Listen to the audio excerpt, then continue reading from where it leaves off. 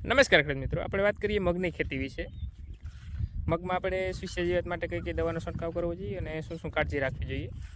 જો આ મગનો પ્લોટ આપણે ગુજરાત 4 નંબર જે મગ આવે તે મગનું વાવતર કરેલું છે. 25 દિવસના મગ છે. જોરદાર પ્લોટ છે મગનો. પાયાના ખાતરમાં કોઈ ખાતર વાવેલું નથી. 1 વીઘે 4 કિલોનું પ્રમાણ રાખેલું છે મગનું. 19 દાંતે વાવતર કરેલ છે. જો આ પ્રમાણે પ્લોટ છે. અત્યારે ઉગ્યા પછીનું પ્રથમ પિયત આપેલું છે. 25 દિવસના મગ થયેલા છે.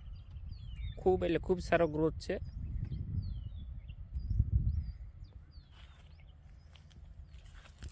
મગમાં ખાસ સુસ્યા જીવાતનો કંટ્રોલ માટે દવાના છંટકાવ કરવા જોઈએ. એમાં આપણે થ્રીપ છે, પોપટી છે અથવા બીજી જે સુસ્યા જીવાત હોય તેના માટે આપણે છંટકાવ કરવા જોઈએ. તેમાં આપણે દવાની વાત કરીએ તો થ્રીપ માટે આપણે જે ડાવનું ડેલિકેટ આવતું સ્પેનિટોરમ, તે એક થ્રીપ માટે ખૂબ સારી દવા છે.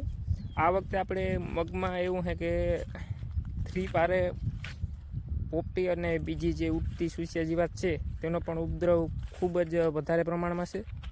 એટલે ખાલી સ્પેનિટોરમથી આપણે થ્રીપમાં કંટ્રોલ થાય તો બીજી ઉડતી જીવાતમાં કંટ્રોલ થતો નથી. એટલા માટે ઇમિડા ફિપ્રોનિલ છે, ઇમિડા 40% આવે.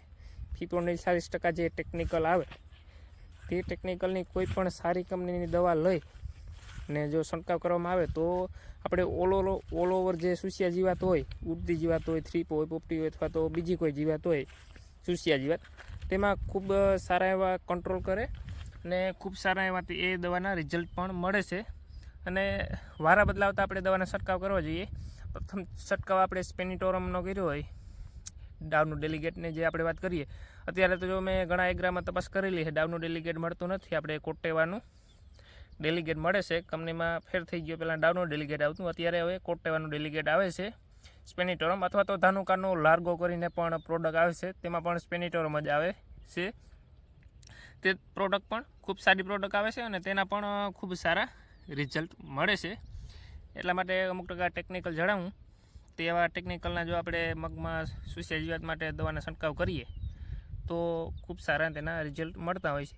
આ એક આપણે સ્પેનિટોરમ છે, ઇમિડા ફિપ્રોનિલ છે, અથવા તો તમે અલગ અલગ પ્રોડક્ટ લ્યો તો પણ હાલે. એક પ્રોડક્ટ ઇમિડાની લ્યો અથવા એક પ્રોડક્ટ ફિપ્રોનિલ, અલગ પ્રોડક્ટમાં ઇમિડા, બંને અલગ અલગ હોય, બંને મિક્સ કરી અને છંટકાવ કરો તો પણ હાલે. ઇમિડા ફિપ્રોનિલનું કોમ્બિનેશન આવે, 3 પ્રોડક્ટ લઈ અને છંટકાવ કરો તો પણ હાલે.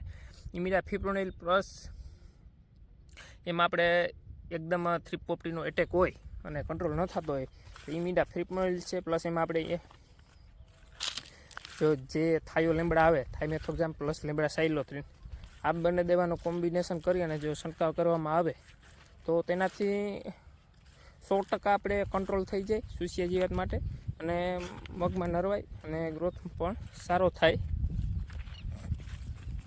અને અત્યારે આપણે મગમાં જે ઝીણી ઝારાઈ કહેવાય તેનો ઉપદ્રવ જોવા મળેલ છે. તો આના માટે આપણે ઇમામેક્ટિન બેન્ઝોઇટ 1.9% જે ટેકનિકલ આવે, આ ટેકનિકલની તમે દવા લઈ અને છંટકાવ કરો તો તેનાથી ખૂબ સારા રિઝલ્ટ મળે. અથવા તો ઇમામેક્ટિન 5% મમરીમાં આવે, તેનો છંટકાવ કરો તો પણ સારા રિઝલ્ટ મળે.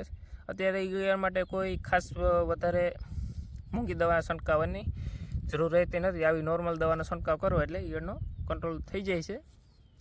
બાકી ખાસ સુસ્યા જીવાત માટે આપણે શરૂઆતમાં ધ્યાન દેવું જોઈએ, કારણ કે સુસ્યા જીવાત છોડ નાનો હોય અને સુસ્યા જીવાત વધારે હોય એટલે મગનો ગ્રોથ રોકાઈ જાય. સુસ્યા જીવાત માટે બીજી આપણે એઝાડાયરેસ્ટિન જે આવે નીમ ઓઇલ, તેનો પણ જો તમે છંટકાવ કરો તો તેનાથી પણ ઓલ ઓવર સુસ્યા જીવાતમાં કંટ્રોલ થાય છે. જો ખેડૂત મિત્રો વિડીયો સારો લાગે તો વિડીયોને લાઇક કરજો, બીજા ખેડૂત મિત્રોએ શેર કરજો, જેથી બીજા ખેડૂત મિત્રોને પણ માહિતી મળી રહે. અને ચેનલમાં નવા હોય તો ચેનલને સબસ્ક્રાઈબ કરજો આવા નવા વિડીયો જોવા માટે. ને બીજી વાત કરીએ તો જો આમાં ડીએપી અને યુરિયા મિક્સ કરી અને અત્યારે છંટકાવ કરવામાં આવે છે ઉપરથી પૂરતી ખાતર તરીકે. ડીએપી અને યુરિયાનો, પાયાના ખાતરમાં ડીએપી વાવેલું નથી, અત્યારે ઉપરથી ડીએપી અને યુરિયા મિક્સ કરી અને ઉપરથી આપે છે. મગનો પ્લોટ ખૂબ સારો છે, ગ્રોથ પણ સારો છે.